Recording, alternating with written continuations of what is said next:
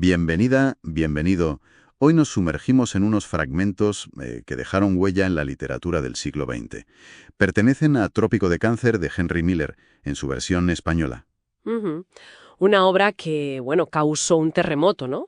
Publicada en París en los años 30 y que tardó décadas en poder ver la luz en Estados Unidos, por su lenguaje y escenas, claro, considerados obscenos en su momento. Vaya tela. Exacto. Y los extractos que tenemos delante pintan un París, muy alejado del postal romántico. Hablamos de los años 30, sí, pero vistos desde una perspectiva cruda, visceral, o sea. Sí, es el París de un expatriado sin blanca que lucha por comer, por escribir, por encontrarle algún pulso a la vida en medio de lo que él percibe como caos, como decadencia. Es una exploración bastante brutal, ¿eh? De la ciudad y de la propia condición humana, un viaje a las entrañas. Bueno, nuestra misión de hoy. Desentrañar un poco esa energía a veces salvaje, los personajes que tiene, que son memorables, y las ideas provocadoras que hierven en estas páginas. Un aviso importante. El lenguaje y las situaciones son muy explícitos, fieles al original. Así que, con eso en mente, pues vamos a meternos en harina. Me parece bien. Una advertencia pertinente. Sí. Miller no se andaba con remilgos. Desde luego que no. Y eso se ve ya en cómo retrata París. O sea, olvidémonos de las luces y el Sena como único escenario. Hay momentos casi líricos, como cuando describe crepúsculos azul añil. Pero, de inmediato te topas con la sordidez más descarnada. Hay una pregunta que lanza el narrador que me parece muy reveladora. ¿Cómo puede uno coger piojos en un lugar tan bello como este? Jo. Es que esa pregunta es clave, ¿verdad? Encapsula la dualidad constante. La belleza está ahí, sí, pero inseparable de la miseria física. Describe urinarios que gorgotean como música de fondo, gente durmiendo bajo la lluvia en los portales, hoteles que son poco más que cuchitriles. Lugares emblemáticos como Montparnasse o la Gare Saint-Lazare no son postales, no. Son el escenario de una lucha diaria, a menudo sórdida. Y esa sordidez se siente casi físicamente al leerlo, ¿eh? Habla de vagar hambriento por calles repletas de comida que no puede ni soñar con probar. Hay una frase tremenda, bailar por las calles con el estómago vacío. Es que, Claro, es que la ciudad no es un simple telón de fondo para Miller. Bueno, no solo un telón de fondo. París es como un organismo vivo, a veces hermoso, a veces purulento, respira al mismo ritmo que la lucha interna y externa del narrador. Es como si la propia ciudad reflejara esa tensión entre la imagen idealizada, ¿sabes? La que uno puede tener antes de llegar, y la realidad biológica, cruda, que se encuentra. La suciedad, la precariedad, todo forma parte de ese organismo. y claro, esa descripción tan brutal de la ciudad, casi como un cuerpo enfermo, se refleja directamente en cómo vive el narrador, ¿verdad? Esa lucha constante por lo más básico. Totalmente. La supervivencia diaria es el telón de fondo ineludible de todo lo demás. Es algo que ancla toda la reflexión, vamos. No hay filosofía que no parta de tener algo que llevarse a la boca o un sitio donde caerse muerto. Es así de simple a veces. Es que la necesidad es omnipresente en estos fragmentos, ¿no? Hay una fijación casi animal con la comida. Fantasea con platos muy concretos, criadillas, molleras, y describe con una envidia palpable cómo otros comen pollo con arroz. Es muy, muy primario. Va más allá de lo físico, aunque se manifieste así. Es un hambre vital, existencial si quieres, pero que empieza, claro, por el estómago. La comida es el combustible para seguir, para escribir, para no derrumbarse. Y no es solo comer, es encontrar un techo. Admite que puede dormir casi en cualquier parte, pero necesita desesperadamente un lugar para trabajar. El dinero, o la falta de él, es un motor constante. Esas cartas pidiendo ayuda, ¿me dejarías comer contigo una vez a la semana?, muestran una dependencia brutal de amigos como Boris o Karl. Ujú. Y al mismo tiempo, la mezquindad de otros. Ese personaje, Nantante, que parece un explotador de manual, vamos, Ujú. o la anécdota que cuenta de Kronstadt, que supuestamente apuntaba con tiza en la pared el coste exacto de cada café o comida que le daba al narrador, hasta el último céntimo. Vaya personaje. Uf, es increíble esa tacañería casi patológica. Una generosidad con calculadora, vamos. Pero fíjate, esa necesidad material tan extrema es lo que, en mi opinión, da tanta fuerza a su visión del mundo. No es una reflexión de salón, ¿sabes?, hecha desde la comodidad. Es una filosofía forjada a martillazos en la precariedad. Cuando el narrador dice que vive como un animal, como un depredador, no es una pose intelectual, es casi una consecuencia directa de esa lucha diaria y de la pérdida de cualquier ilusión burguesa. La supervivencia dicta la perspectiva al final. Y esa crudeza, esa falta de filtros se traslada de forma muy potente al cuerpo, al sexo, a la decadencia física. Es otro bloque temático que, golpea al leer estos textos. Sin duda, fue uno de los aspectos más chocantes para la moral de la época. Y bueno, sigue siendo una de las señas de identidad de Miller, esa exposición sin tapujos de lo fisiológico. Habla de los piojos que le contagia Mona en la cama. Tiene la cabellera llena, pululan por la almohada, con una naturalidad pasmosa. O la obsesión sexual casi mecánica de Van Norden, que parece buscar sexo como quien busca calmar una adicción, no sé. O la descripción de Germaine, una puta de pies a cabeza. Así, tal cual. Y lo hace con una franqueza descriptiva que desarma, ¿verdad? Cuando habla del sexo como con esa frase sobre el coño único dentro un millón de leona. No hay intento de embellecer o disimular. Es lenguaje directo, carnal, a saco. Ni con el sexo ni con la enfermedad o el deterioro. Se menciona la sífilis, las purgaciones, las enfermedades venéreas de Fillmore y la princesa Macha, la halitosis, la suciedad. Hay una imagen sobre un olor a mantequilla rancia que se te queda pegada. Es muy sensorial, pero no siempre agradable, claro. Es que este enfoque tan físico es central. Bueno, es fundamental en la cosmovisión de Miller. Creo que lo radical aquí no es solo mostrar sexo o enfermedad, es que Miller parece decir, esto es la vida, en toda su gloria y miseria, y no hay por qué avergonzarse ni esconderlo. Es una aceptación, digamos, casi fisiológica de la existencia, una rebelión frontal contra el puritanismo anglosajón el que él venía, claro. Pero, a ver, ¿no hay un riesgo de que esa aceptación radical sea simplemente una justificación para un comportamiento, digamos, egoísta o incluso algo sórdido por sí mismo? ¿O es puramente una postura filosófica? Esa es una pregunta interesante. Sí, creo que hay de las dos cosas. Por un lado es una postura filosófica clara. Abrazar lo material, lo presente, lo físico, como única realidad tangible frente a las abstracciones morales o espirituales que él considera hipócritas. Pero por otro lado, sí, esa filosofía les sirve para narrar y quizá justificar una vida en los márgenes, a menudo caótica y, sí, a veces egoísta.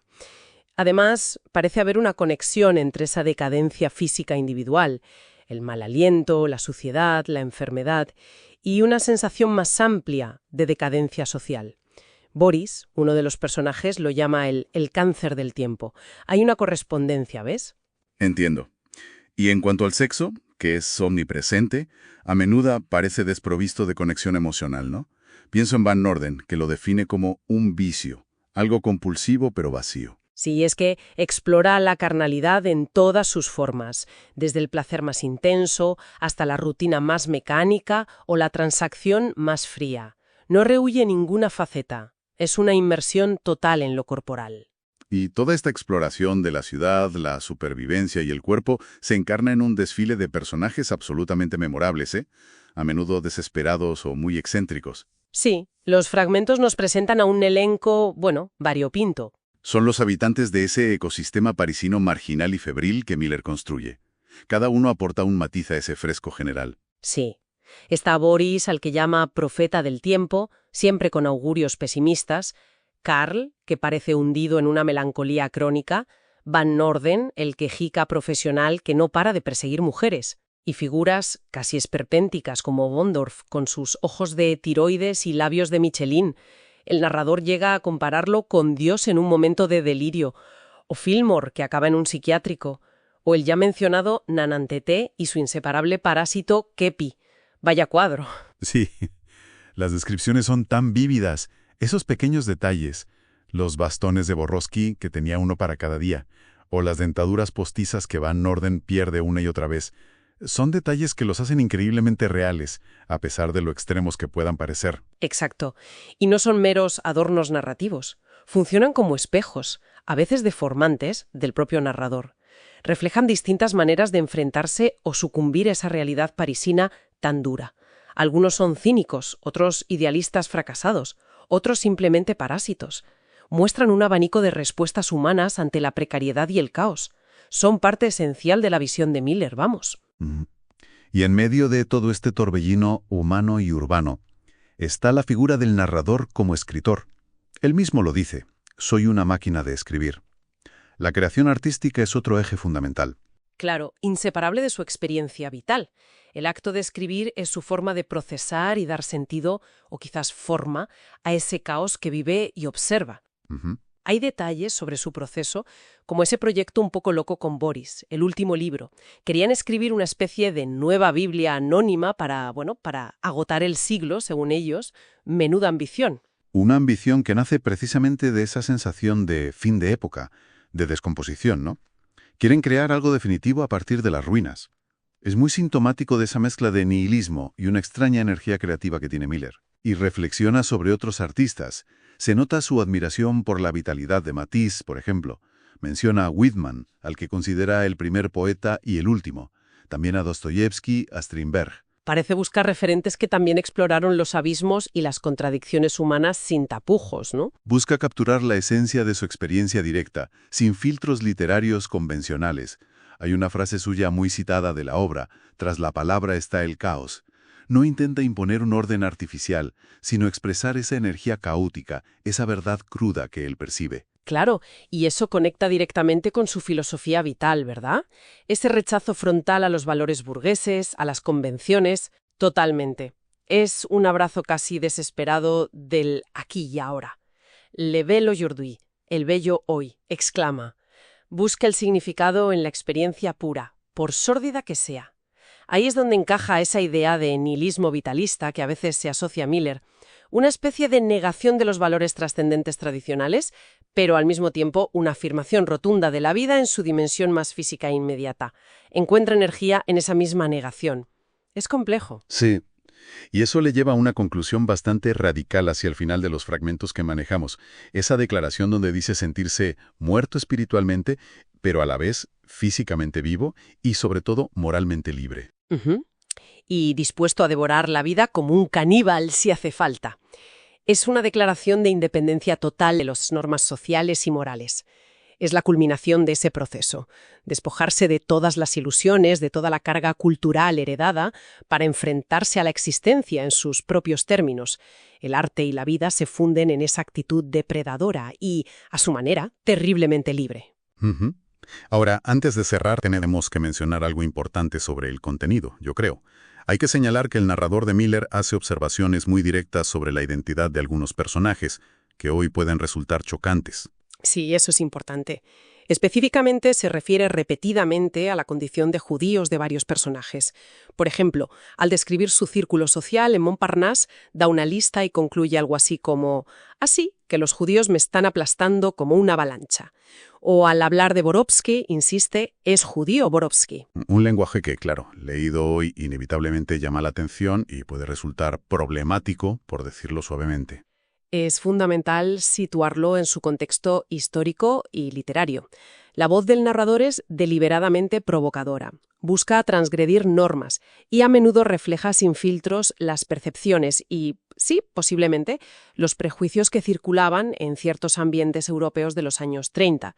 Nuestro papel aquí es exponer el contenido de la fuente tal como es, intentando comprender por qué está ahí, dentro de la lógica interna de la obra y su tiempo, sin adherirnos a esas perspectivas, por supuesto, ni emitir un juicio moral anacrónico. Se trata de analizar la obra en toda su complejidad, con sus luces y sus sombras. Es parte del paquete, digamos. Entendido. Y forma parte de ese retrato sin concesiones que Miller se propuso pintar al final. Bueno, creo que hemos recorrido bastante camino por este París milleriano, ¿eh? Sí, un París muy distinto al esperado, ¿eh? Crudo, a veces brutal. Hemos sentido el hambre, la desesperación, la sordidez. Pero también, es verdad, una extraña vitalidad a través de su prosa directa y potente. No te deja indiferente. Nos hemos cruzado con personajes inolvidables, sí, al límite de casi todo. Y hemos explorado cómo de ese torbellino de experiencias extremas pueden hacer una visión artística y una filosofía vital muy particulares. Trópico de Cáncer, incluso en estos fragmentos, nos sumerge en una búsqueda radical de autenticidad. Es una inmersión en los márgenes, tanto de la sociedad como de la propia conciencia humana. Una experiencia de lectura intensa. Desde luego, la impresión que dejan estos textos es poderosa y perdura. Es asomarse a una forma de ver y vivir el mundo que desafía todas las convenciones, que encuentra una belleza oscura y extraña incluso en lo más bajo. Y que coloca la experiencia directa, desnuda, por brutal que sea, por encima de cualquier abstracción, de cualquier ideal prefabricado. Es casi una celebración de la vida en su estado más elemental, más animal, casi. Y nos deja una pregunta flotando. ¿Qué tipo de libertad representa realmente eso de desprenderse de todas las ilusiones, de todas las ataduras morales convencionales, para abrazar la existencia en su forma más cruda, casi animal, como vemos en estas páginas? ¿Es una liberación total o también una carga inmensa? Ahí queda eso para seguir dándole vueltas.